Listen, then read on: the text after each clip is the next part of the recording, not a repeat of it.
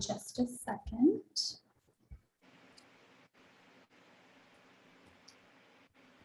Oh, Kahlua Pig. Okay, thank you. Thank you very much. It's Kahlua Pig. That's right. Oh, so good.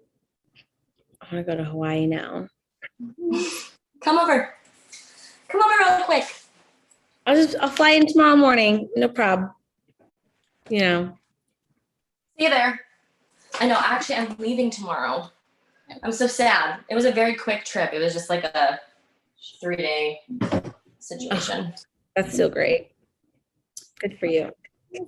All right, so I'm going to go ahead and get my team rolling. And Sebastian, we'll start with you. You can go ahead and begin once I go off camera here. Okay, well, it's my turn. So first of all, thank you for this interview to both of you. My first question is, well, now we have a super population of superheroes on TV and cinema. So what do you think that makes Stargirl so unique or different from the other shows? I mean, I think we're dealing with teenagers that are going through everyday life stuff, but also trying to save the world or end it. This has been a common theme, but life or death every day, stakes are high. It's kind of a lot for a 16, 17-year-old. And I think that's what makes our show stand out. Also, it just looks like little mini movies. Like our crew makes it's incredibly beautiful. But yeah, go Stargirl. Woo. I also think what makes our show different and just stand out a little bit more is the highlight of girl power in our series. I love that not only is there, we have a girl lead, which is awesome, but also we have all these different girl characters as well that are all different. There were different races, we're different nationalities. We're all so different. And I think that it's really inclusive and it's refreshing, especially for younger kids, to see so much diversity on screen in one series, especially for one gender. Usually just get a couple. So it's really nice that we get to have this beautiful rainbow of representation. Thank you.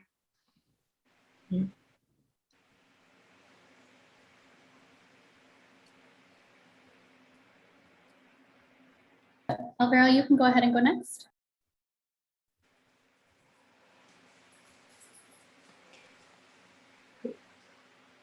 Eos, you can go ahead and ask next. Oh. Okay. Thank you for your time, heroes. Angelika, you talked about representative and girl power, and it's great. It's so great to see you, a Black woman, serving as an inspiration to young people watching the series.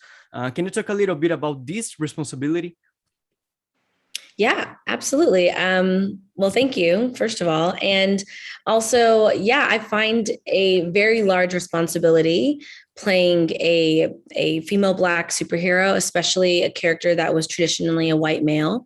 So I find that there is a lot of responsibility to represent younger Black girls and also to be just the fullness of me. I'm always trying to be the best Angelika that I can be, and use my platform for good. And also just to make this industry in general easier and better for the next girls coming through. And I know for sure, without a doubt in my mind, if it wasn't for shows like That's So Raven or Kiki Palmer in True Jackson VP when I was a kid, me watching young Black girls act on TV made me believe that I could do it. So I know that there's probably little Black and brown girls watching me thinking the exact same thing and also thinking I can be a superhero. And that, for me, is everything. So. Nice, thank you. Mm-hmm. Thank you.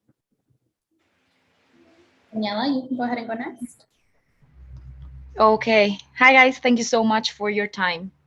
So, hi. I want you to tell me a little about your characters and how they evolve in this second season of Stargirl. Cindy involves this season, really kind of wanting to find a team, a family, create a family. She's had a lot of issues with just family stuff in season 1 with her dad and all that stuff, and now she's released him because she's killed him.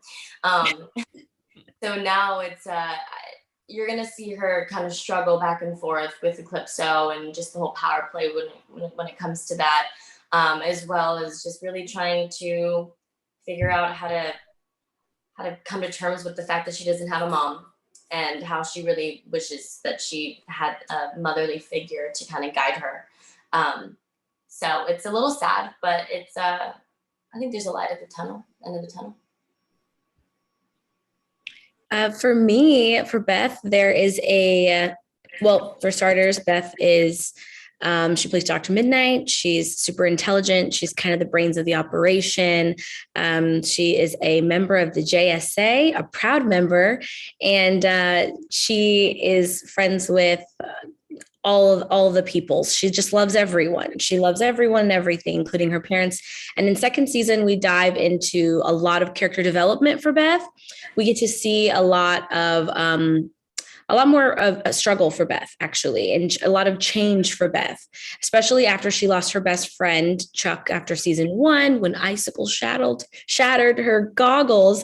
We kind of now explore life with Beth without Chuck, and like, do the goggles matter as much to her if she doesn't have her best friend? How does that change the dynamic of the JSA without her mentor and without her best friend? And does she still feel like she's an adequate, member? And also her parents are getting a divorce. There's just so much going on. These teenagers are so stressed out. So Beth is like really stressed out. And I don't think she's ever experienced that before. So we get to watch her kind of like frantically navigate anxiety like Angelika. So it's going to be great. Hey, thank you. Thank you. Matthias, you want to go ahead? Okay. Thank you guys for this.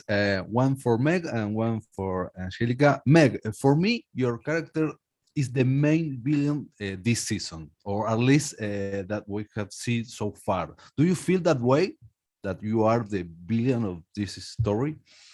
I mean, Shiv definitely wants to be. She's the lead of her own story, that's for sure. It's it's cool. It's cool to feel the weight on just like taking over the villain side of the story and kind of like going and doing my own thing and creating my own team and just like calling the shots a little bit. I think the whole image of Eclipso and what that means for our show as a whole this season is gonna, surprise a lot of people on how much power he actually truly has, and how Cindy doesn't realize even a speck of what she just did and what trouble she just brought to Blue Valley. So yeah, I mean, it's Shiv's always fun, and she will continue to be fun whether she's failing or succeeding. So yeah, it's cool. Angelika, as you were saying, your character is pure heart. She loves everybody, everything. What other aspects would you like to explore in her? I would like to explore Beth being like a badass. Like, I would love to explore Beth like actually getting out there and fighting with the team. I think I can imagine kind of how it would go, like, you know what I mean? Like, it would just be really afraid and fun. But I would also like to see her step into her power and really like maybe have some hand-to-hand combat. And Beth is really, really smart, and she can read weaknesses and strengths in people. So I would like to see her use that in different ways. Yeah. Thank you. Yeah. We'll start from the top again. Sebastian, you can go ahead and ask again. Yes, this one goes for Meg. I wanted to ask you, well, some people represent villains as like a job, like a simple job, but seeing you on screen, it seems to me like you're enjoying this, really, really enjoying this, being bad and all that. So how difficult for you is to become Shiv, knowing that this is you going all the way through the dark side? Yeah. I think because I'm so not Shiv in real life, it's easier to tap into it. Cause I mean, like, I'm an actor. Like, you got to put yourself away and really pretend to be someone else. And she's so on the other side of the spectrum that I'm just like, this is so fun. I can just release and just let go of Meg DeLacy, absolutely, and just jump into this new world and really get lost in it, because there is so much to get lost in. I love it. I mean, I love it. It's very fun playing her, and I just love like making people feel a little intimidated, like when I'm in character, and you kind of just like feed off of it. It's just kind of like flirty and fun and free. It feels a little free. But also just remembering that, you know, she wasn't born this way. There's reasons why she's evil. It's, you know, her insecurities that she's dealt with her whole life. I used to kind of tap into Meg and used to kind of ground Shiv as a person, so that the audience can at least attempt to relate to her. But yeah, overall, I mean, playing a villain is like the most fun thing in the whole wide world. I'm very lucky. It seems to. Thank you. Thank you. Yeah, go ahead and go next. This one is for you too. What was your reaction and feelings when you put the superhero and villain uniform for the first time in the series? Wow. Like just in general, when I put on my super suit for the first time? Yep. Yeah. Wow. I think I don't want to speak for everyone, but I do think that it's a moment when you put on your super suit for the first time. I will tell you, like for funsies, when I put on my super suit for the first time, I ripped it in the butt. So that was really cute. And they were like, oh, okay, we need more material. I'm like, but doesn't matter. It was like the greatest feeling ever, because I was just like, you know that you like booked this role, and then you know like, oh, okay, this is the character, but it didn't hit me until I put on the suit. And then I was like, oh crap, I'm really doing this. I'm really going to be like Dr. Midnite. They like built this suit for every single inch of my body.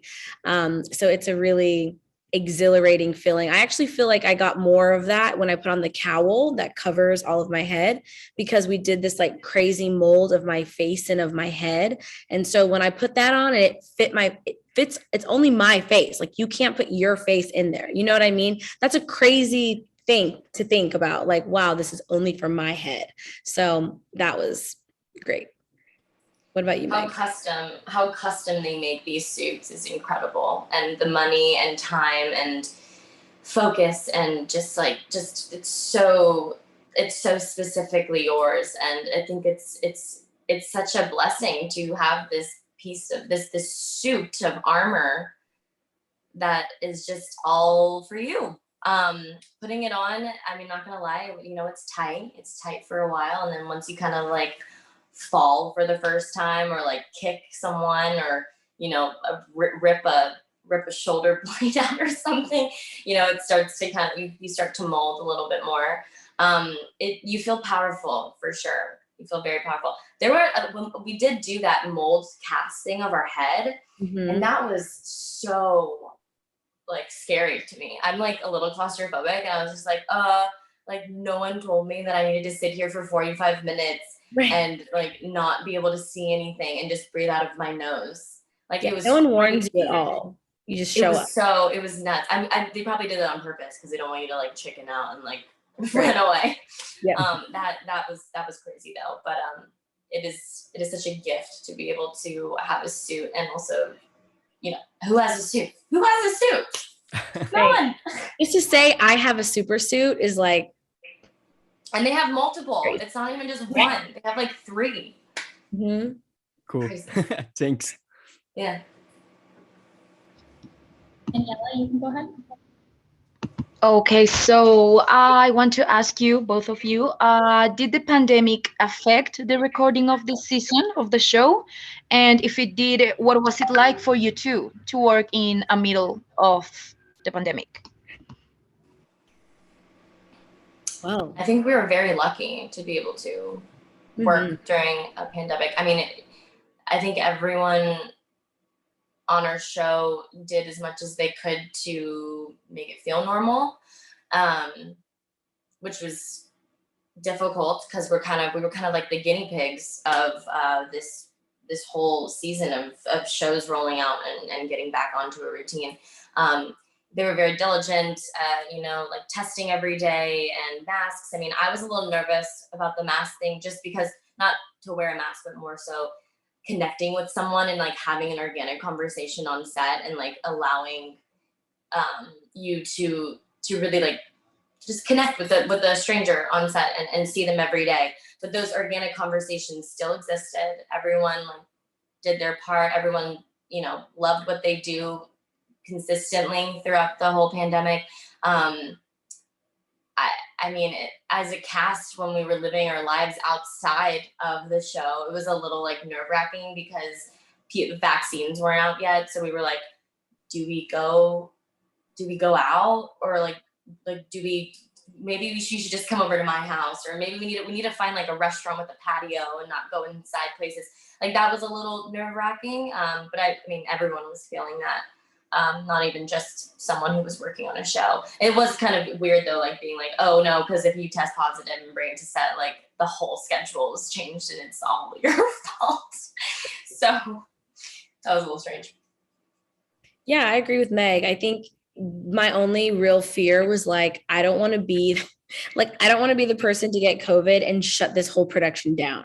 Like, yeah, if one actor gets it, this whole thing is done. So it's just like a scary little responsibility. But I am proud to say we successfully, somehow by the grace of God, filmed 6 months and we did not get shut down one time. So I think we deserve a raise. But I think we did a really great job. And outside of that, I think the only thing that was really interesting, like Meg said, is like mask. There were some people that I saw and like finally saw what they looked like for the first time, like when we wrapped, because I didn't know what they actually looked like because they were in a mask every time I had ever seen them. So that was really cool to like, have someone like peek and I'm like, what do you look like? Those, but the testing part, it's like I'm so used to it now. I feel like I've been testing. I get COVID tested like multiple times a week, every week since October 2020. So I'm so used to it at this point, but it's not anything that I like love, I'm like, and filming, like you have to show up even on days you're not filming just to get tested. And so that was like a little annoying because I'm like, I just want to, if I show up on days I'm not, I want to watch Meg scenes, but you can't do that unless you're working. So now that's like, you can't be on set unless you're filming. So. Okay, thank you. Yes, you go ahead. Okay, for the both of you, we all love to know funny things that happen on set. There is any fun story that you can tell us? I mean, I could tell you like it was like scary. You remember when Ben almost blew up? Oh my gosh, I thought he died. What? This isn't funny. This isn't funny, but it's incredible because our stunt team is insanely talented, like insanely talented. They're like one of the best teams, I think, just in the business in general. And there's this one moment where, actually people will watch it here soon. Yeah. It's in episode 6. Tonight. Yeah, today. And there's this big explosion that happens with Our Man. And our stunt guy who plays, his name is Ben Akrick, who plays Our Man, Cameron Gelman's stunt double, like he blew up and no one expected it to be that big. Like he didn't either. And he's completely fine. He was totally fine. I mean, like we always have an ambulance and stuff like on in the lot. But it was so loud. Everyone was like freaking out. They're like, oh my gosh. And then when we found out he was good, everyone was just like applauding. And they were just like, I can't believe that just happened. Like, thank God nothing happened. But I know that he felt, it was adrenaline and he felt so happy and proud. And he loves it. I mean, they're something else because they love to get blown up. And I'm like, that's crazy. But I genuinely was like holding my breath, like please don't let us be that show where some double dies. Like I can't, I can't do it. So thank God he was okay, but you'll see it tonight, actually, episode 6. So that's a little teaser we just gave you for free. Okay. Yeah. Oh, Amy Smart last season had these little tiny hands, and she'd go around and just be like, "Hi, I'm Amy. Hi, I'm Amy," with these little tiny hands on her fingers. And I thought that was like the cutest thing. She's such a silly goose, and it's so fun being with her on set. That a really funny moment was when we were shooting the finale episode of season 2. I had the scene with Amy. And I won't tell you what we're doing, but I had a scene with her, which is really fun. And because season 1, Amy always had all these little tiny hands, I went and bought a tiny hand. And so in the middle of the scene, I'm like, do, and I just like bring the hand up, and everyone starts cracking up. Like our director, our first AD, everyone's like, no, you did not. Just bring a tiny hand. And so like there's a picture of me and Amy with our little tiny hands somewhere on Instagram, but that was really fun. It was a fun That's so cute. That's so cute. Okay, thank you. Thank you.